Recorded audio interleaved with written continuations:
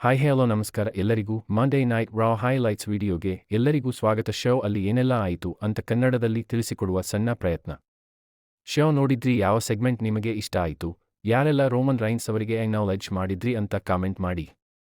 ಹಾಗೆ ವಿಡಿಯೋ ಇಷ್ಟವಾದರೆ ಸಬ್ಸ್ಕ್ರೈಬ್ ಮಾಡಿಕೊಳ್ಳಿ. ಬನ್ನಿ ಇವಾಗ ವಿಡಿಯೋ ಸ್ಟಾರ್ಟ್ ಮಾಡೋಣ. ಲಿಟರಲಿ ಗೈಸ್, ರೀಸೆಂಟ್ ಆಗಿ ನನಗೆ ನೆನಪಿದ್ದಾಗೆ ರೋಮನ್ ರೈನ್ಸ್ ಅವರ ಮೇಲೆ ಈ ರೀತಿ ಯಾರೂ ಕೂಡ ಅಟ್ಯಾಕ್ ಮಾಡಿರಲಿಲ್ಲ ಅನ್ಸುತ್ತೆ. ಶೋನ ಓಪನಿಂಗ್ ಅಲ್ಲಿ ಬ್ಯಾಕ್ ಸ್ಟೇಜ್ ಅಲ್ಲಿ ನಮಗೊಂದು SUV ಕಾಣಿಸುತ್ತೆ. ಆಫ್ ಕೋರ್ಸ್ ಅದು ರೋಮನ್ ರೈನ್ಸ್ ಅವರದು.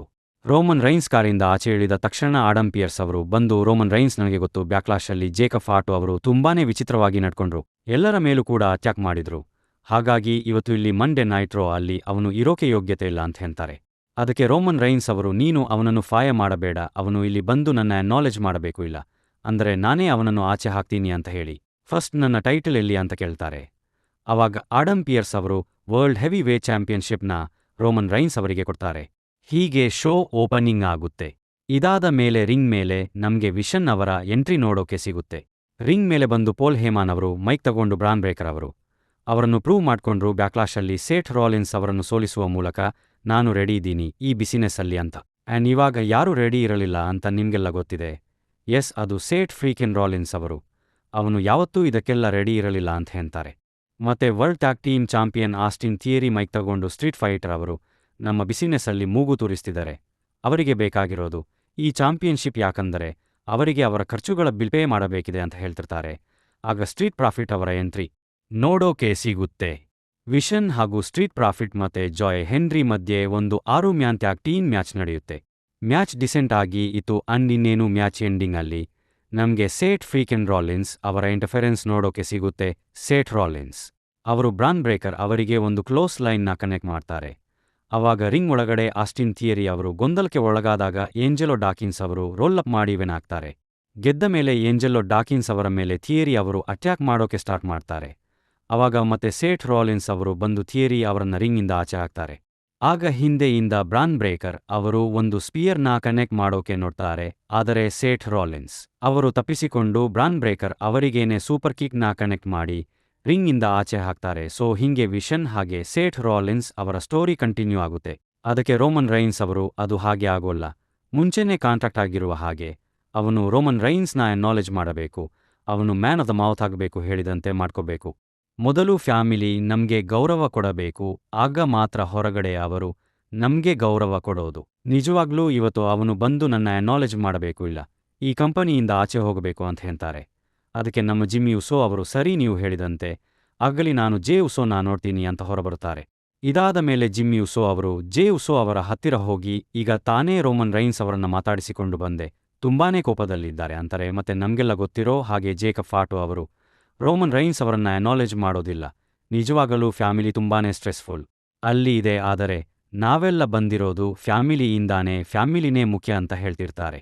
ಇದಾದ ಮೇಲೆ ನಮ್ಗೆ ಓಬಾ ಫೇಮಿ ಅವರ ಎಂಟ್ರಿ ನೋಡೋಕೆ ಸಿಗುತ್ತೆ. ಓಬಾ ಫೇಮಿ ಅವರು ರಿಂಗ್ಗೆ ಬಂದು ಓಪನ್ ಚಾಲೆಂಜ್ ಇದೆ, ಯಾರು ಬೇಕಾದರೂ ಬಂದು ನನ್ನ ಫೇಸ್ ಮಾಡಬಹುದು ಅಂತ ಹೇಳ್ತಿರ್ತಾರೆ.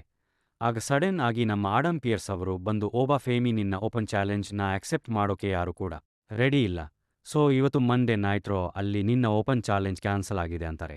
ಇದಕ್ಕೆ ಓಬಾ ಫೇಮಿ ಅವರು ಕೋಪ ಮಾಡ್ಕೊಂಡು ರಿಂಗಿಂದ ಆಚೆ ಬಂದು, ಆಡಮ್ ಪಿಯರ್ಸ್ ಸರಿಯಾಗಿ ನೀನು ಕೆಲಸ ಮಾಡುತ್ತಿಲ್ಲ ಅಂತ ಹೇಳಿ ಸೀದಾ ಬ್ಯಾಕ್ ಸ್ಟೇಜ್ಗೆ ಹೋಗಿ ಅಲ್ಲಿ ಅಂಬೋಟ್ ಕರೀಲಾ ಮತ್ತೆ ಏಂಜಲ್ ಗಾರ್ಜಾ ಅವರ ಮೇಲೆ ಅಟ್ಯಾಕ್ ಮಾಡಿ ಇಬ್ಬರನ್ನು ಎತ್ಕೊಂಡು ರಿಂಗ್ ಒಳಗಡೆ ಬಂದು ರಿಂಗ್ ಬೆಲ್ನ ಮಾಡಿಸ್ಕೊಂಡು ಅವರ ಮೇಲೇನೆ ಒಂದು ಮ್ಯಾಚ್ನ ತಗೋತಾರೆ. ಎಂಡಿ ಇಬ್ಬರನ್ನು ಓಬಾ ಫೇಮಿ ಅವರು ಡಾಮಿನೇಟ್ ಮಾಡಿ ವಿನ್ನ ತಗೋತಾರೆ. ಇನ್ನು ಮಂಡೇ ನೈಟ್ ರಾ ಶೋ ನ ಮೈನ್ ಈವೆಂಟ್ ಅಲ್ಲಿ ರೋಮನ್ ರೈನ್ಸ್ ಅವರು ಜಿಮ್ಮಿ ಉಸೋ ಜೊತೆ ರಿಂಗ್ಗೆ ಬರ್ತಾರೆ. ರಿಂಗ್ಗೆ ಬಂದು ಮೈಕ್ ತಗೊಂಡು ಮಂಡೇ ನೈಟ್ ರಾ ಅಕ್ನಾಲೆಡ್ಜ್ ಮಿ ಅಂತಾರೆ. ಇಡೀ ಕ್ರೌಡ್ OTC ಅಂತ ಕೂಗ್ತಿರುತ್ತಾರೆ. ಅಷ್ಟರಲ್ಲಿ ಬ್ಯಾಕ್ ಸ್ಟೇಜ್ ವಿಡಿಯೋ ನೋಡೋಕೆ ಸಿಗುತ್ತೆ. ಜೇಕಬ್ ಫಾಟು ಅವರ ಎಂಟ್ರಿ ನೋಡೋಕೆ ಸಿಗುತ್ತೆ.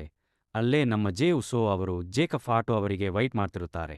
ಜೇಕಬ್ ಫಾಟು ಅವರು ಕಾರಿಂದ ಇಳಿದ ತಕ್ಷಣ ಜೇ ಉಸೋ ಅವರು, ಜೇಕಬ್ ನೀನು ಸ್ಮಾರ್ಟ್ ಆಗಿ ಥಿಂಕ್ ಮಾಡು, ಸುಮ್ಮನೆ ಪ್ರಾಬ್ಲಮ್ಸ್ನ ಜಾಸ್ತಿ ಮಾಡ್ಕೋಬೇಡ, ಡಂತರ ಯೋಚನೆ ಮಾಡಬೇಡ, ನಮ್ಗೆ ಫ್ಯಾಮಿಲಿ ಮುಖ್ಯ, ರಿಂಗ್ಗೆ ಹೋಗಿ ಏನೇನೋ ಮಾಡಬೇಡ ಅಂತಿರ್ತಾರೆ. ಆದರೆ ಅದು ಯಾವುದನ್ನು ಜೇಕಬ್ ಫಾಟು ಕೇಳಿಸಿಕೊಳ್ಳೋಕೆ ರೆಡಿ ಇರೋಲ್ಲ. ಇನ್ನೇನು ರಿಂಗ್ ಎಂಟ್ರಿ ಹತ್ತಿರ ಬಂದಾಗ ಜೇ ಉಸೋ ಮತ್ತೆ ಕನ್ವಿನ್ಸ್ ಮಾಡೋಕೆ ಟ್ರೈ ಮಾಡ್ತಾರೆ. ಆದರೆ ಜೇಕಬ್ ಫಾಟು ಅವರು ಜೇ ಉಸೋ ಮೇಲೆ ಅಟ್ಯಾಕ್ ಮಾಡ್ತಾನೆ. ನಂತರ ಕ್ಯಾಮೆರಾ ಕ್ಲೋಸಪ್ ಅಲ್ಲಿ ಹೋಗಿ, ರೋಮನ್ ರೈನ್ಸ್ ನೀನು ಏನ್ ಅನ್ಕೊಂಡು ಇದೀಯಾ, ನಾನು ನಿನಗೆ ಅಕ್ನಾಲೆಡ್ಜ್ ಮಾಡೋಕೆ ಬಂದಿದ್ದೀನಿ ಅನ್ಕೊಂಡೆಲ್ಲ, ನಾನು ನಿನ್ನ ನಾಕಿಕ್ ಮಾಡೋಕೆ ಬಂದಿದ್ದೀನಿ ಅಂತ ವಾರ್ನ್ ಮಾಡಿ ರಿಂಗ್ಗೆ ಬರ್ತಾರೆ. ಅವಾಗ ಜಿಮ್ಮಿ ಉಸೋ ಕೂಡ ಕನ್ವಿನ್ಸ್ ಮಾಡೋಕೆ ಬರ್ತಾರೆ, ಆದರೆ ಅವರ ಮೇಲೂ ಕೂಡ ಅಟ್ಯಾಕ್ ಮಾಡಿ ಸೀದಾ ರಿಂಗ್ ಒಳಗಡೆ ಬರ್ತಾರೆ. ಬಂದ ಕೂಡಲೇ ಇಬ್ಬರ ಮಧ್ಯೆ ಒಂದು ಬ್ರೌಲ್ ಕೂಡ ನಡೆಯುತ್ತೆ. ಮೊದಲಿಗೆ ರೋಮನ್ ರೈನ್ಸ್ ಅವರು ಹೆಚ್ಚು ಡಾಮಿನೇಟ್ ಮಾಡಿ ನೀನು ನನ್ನ ಅಕ್ನಾಲೆಜ್ ಮಾಡಬೇಕು, ಇಲ್ಲ ಈ ಕಂಪನಿಯಿಂದ ಹೊರ ಹೋಗಬೇಕು ಅಂತಾರೆ. ಸ್ಟೀಲ್ ಚೇರ್ ಇಂದ ಕೂಡ ಅಟ್ಯಾಕ್ ಮಾಡಿ ಒಂದು ಸ್ಪಿಯರ್ನ ಕನೆಕ್ಟ್ ಮಾಡೋಕೆ ನೋಡ್ತಾರೆ. BT ಜೇಕಬ್ ಫಾಟು ಅವರೇ ಒಂದು ಸೂಪರ್ ಕಿಕ್ನ ಕನೆಕ್ಟ್ ಮಾಡಿ ರೋಮನ್ ರೈನ್ಸ್ ಅವರಿಗೆ ಒಂದು ಡೆತ್ಲಾಕ್ನ ಕನೆಕ್ಟ್ ಮಾಡಿ ಬಿಡ್ತಾರೆ. ಅಲ್ಲಿಂದ ಜೇಕಬ್ ಫಾಟು ಅವರು ಡಾಮಿನೇಟ್ ಮಾಡೋಕೆ ಶುರು ಮಾಡ್ತಾರೆ. ಅನೌನ್ಸರ್ ಟೇಬಲ್ ಮೇಲೆ ಕೂಡ ರೋಮನ್ ರೈನ್ಸ್ ಅವರನ್ನ ಹಾಕಿ ಟೇಬಲ್ ಮುರಿತಾರೆ. ಅದಾದ ಮೇಲೆ ಆಡಮ್ ಪಿಯರ್ಸ್ ಅವರು, ಆಫೀಸಿಯಲ್ಸ್, ರೆಫ್ರಿ ಎಲ್ಲ ಬಂದು ಇಬ್ಬರನ್ನು ಬಿಡಿಸೋಕೆ ನೋಡ್ತಿರ್ತಾರೆ. ಆದರೂ ಕೂಡ ಜೇಕಬ್ ಫಾಟು ಅವರು ಬಿಡದೆ ಡೆತ್ ಗ್ರಿಪ್ನ ಕನೆಕ್ಟ್ ಮಾಡ್ತಿರ್ತಾರೆ ಮತ್ತೆ ಬ್ರುಟಲ್ ಆಗಿ ಅಟ್ಯಾಕ್ ಮಾಡ್ತಾರೆ.